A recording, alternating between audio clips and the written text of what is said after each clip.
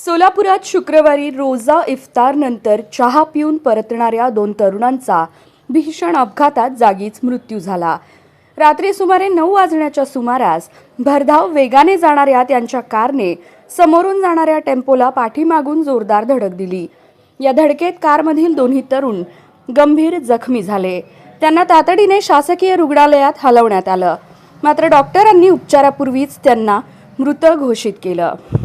या दुर्घटनेत इमामुद्दीन झियाउल्ला बागवान वय 19 आणि अमान निसार बागवान वय 20 दोघे राहणार रंगराजनगर हैदराबाद रोड सोलापूर यांचा मृत्यू झाला। इमामुद्दीन हा मूळचा तेलंगणाचा तर अमान हा सातारा जिल्ह्यातील असल्याची माहिती मिळत आहे। दोघेही सोलापुरातील रंगराजनगर परिसरात राहत होते। शुक्रवारी रोजा इफ्तार केल्यानंतर ते कार क्रमांक MH13 EK 7609 ने पुणे रोडवरील लांबोटी येथे चहा पिण्यासाठी गेले होते। चहा पिऊन परतताना ते राष्ट्रीय महामार्ग कार्यालयाच्या बाजूने असलेल्या बायपास मार्गाने विजापूर रोडच्या दिशेने निघाले होते। त्यावेळी त्यांच्या भरधाव कारनं टेम्पोला मागून जोरदार धडक दिली।